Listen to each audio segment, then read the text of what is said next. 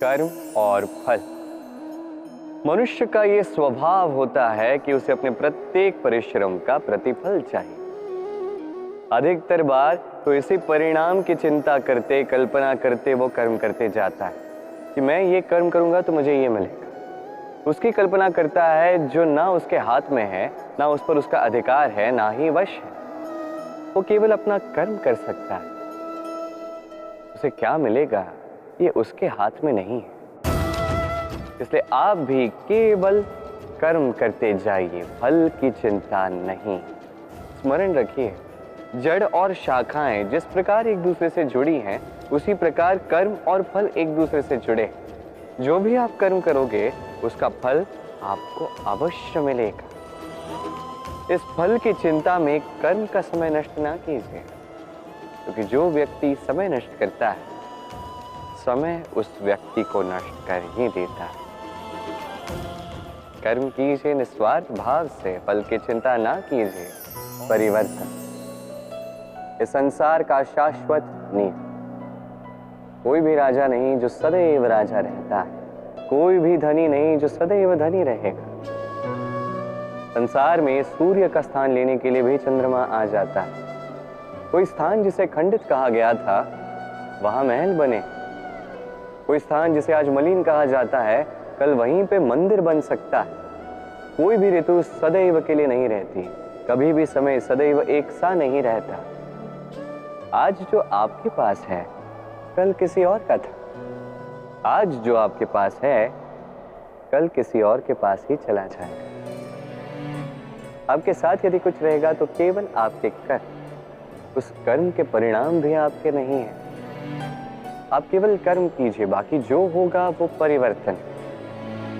और इस परिवर्तन से भयभीत होने की आवश्यकता नहीं है, इसका स्वागत कीजिए। यदि आप मुस्कुराहट के साथ इस परिवर्तन का स्वागत करेंगे, तो ये परिवर्तन भी मुस्कुराहट के साथ आपका साथ देगा। वट वृक्ष का बीज राई से भी छोटा होता है, पर जब वो अपना रूप धारण कर लेता है तो एक विशाल वृक्ष में परिवर्तित होता है, जो सहस्त्र वर्षों तक जीवित रहता है, छाया देता है, पक्षियों को घर देता है और यात्रियों को विश्राम करने का स्थान देता है। क्यों? क्योंकि वो छोटा सा बीज वो भूमि के भीतर जाकर अपना खोल तोड़ता है, अंधकार में रहता है। जितनी भी धूप क्यों ना आए, कितनी भी वर्षा क्यों ना आए, सब सहता है। तत्पश्चात एक कली का निर्माण होता है, फिर धीरे धीरे वो एक विशाल वृक्ष में परिवर्तित होता है। देखिए, जीवन में कठिन समय आता है इसके लिए नहीं ताकि आप हार मान लें, इसलिए आता है ताकि आप भविष्य निर्माण के लिए स्वयं को सज्ज कर दें। यदि कठिन समय में आप भी उस बीज की भांति डटे रहेंगे, तो आप भी एक दिन उस विशाल वृक्ष की भांति अपना अस्तित्व बनाएंगे, जो सहस्त्र वर्षों तक पहचाना जाएगा। संचय। मनुष्य जब से सोचने समझने लगता है, संचय करना आरंभ करता है। संचय करता है भोजन का, धन का, शक्ति का। अपने लिए करता है, अपने परिवार के लिए करता है, पत्नी के लिए, संतान के लिए, संतान की संतान के लिए भी करता है। संचय करने के लिए उसके पास अनेक कारण हैं, और उसे ये लगता है कि इस संचित शक्ति से कोई उसका कुछ नहीं बिगाड़ पाएगा। भूल जाता है मनुष्य ये महत्वपूर्ण बात, ये सत्य।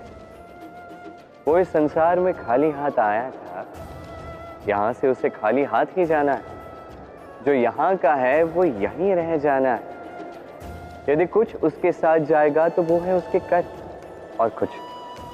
इसलिए यदि कुछ अर्जित ही करना है तो शुभ कर्मों को अर्जित कीजिए, आत्मशक्ति को अर्जित कीजिए, क्योंकि परलोक में यही तो आपकी संपत्ति हो। अब क्या ये आपको अर्जित नहीं करनी? लगन।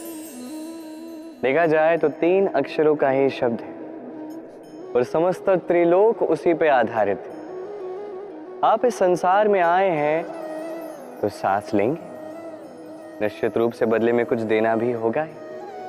आप पर निर्भर करता है आप देते क्या है। देते क्या है इस संसार को, इस समाज को, अपने परिवार को, और बदले में लेते क्या है? यश या अपयश? देखिए, एक था रावण जिसने समुद्र पार किया, सीता हरण के लिए, और एक थे श्री राम जिन्होंने समुद्र पार किया, सेतु बना के गए सीता को वापस लेके आने के लिए। दोनों ने समुद्र पार किया, बस अंतर था तो लगन की समझ का, लक्ष्य का। अनेक लोगों की यात्रा एक जैसी हो सकती है, पर आनंद तभी मिलेगा जब लक्ष्य शुभ हो, महान हो, जिस लक्ष्य में इस संसार का कल्याण होगा, व्यक्ति का सम्मान होगा। यदि आपका संकल्प उचित है तो आपका लक्ष्य भी उचित ही होगा, अन्यथा केवल विनाश होगा। और उचित तो यही है कि विनाश से स्वयं को बचाया जाए। क्यों? तो जीवन में जो भी लक्ष्य बना रहे हैं, स्मरण रखिए वो शुभ लक्ष्य होना चाहिए।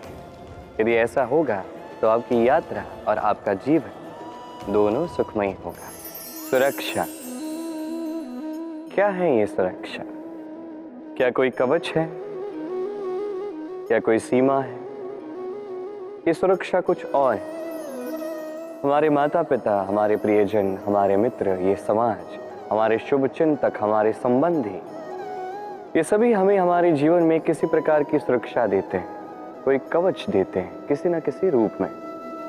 और देखा जाए तो हमारे पराक्रम में, हमारी वीरता में, हमारे साहस में यही सुरक्षा सबसे बड़ी बाधा बनती है। कभी देखिए, जब आपको कोई सुरक्षा ही ना मिले या आप इस सुरक्षा को तोड़ के बाहर निकले, तब आपकी ये वीरता चरम सीमा पर होती है। क्यों? क्योंकि तब आप जानते हैं कि अब इस संसार का सामना हमें स्वयं ही करना है। आप जानते हैं कि शत्रु का सामना अब अपने ही बल से, अपने ही पराक्रम से, अपने ही साहस के साथ करना है। तब जाके हमारे भीतर की ये शक्ति जागृत होती है। ये शक्ति यहीं बसी है, बस इसे पहचानना है, इसे जागृत करना है, और ये सुरक्षा के टूटने के पश्चात ही होता है।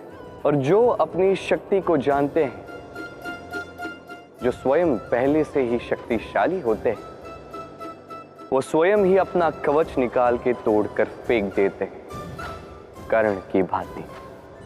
और उसके पश्चात चाहे आपको हार मिले या आपको जीत मिले, वही बड़ी होती है, वही प्रशस्त होती है। इसलिए त्याग दीजिए इस भय को, अपने आसपास के इस सुरक्षा चक्र को तोड़ दीजिए और सामना कीजिए इस संसार का, सामना कीजिए अपने शत्रु का।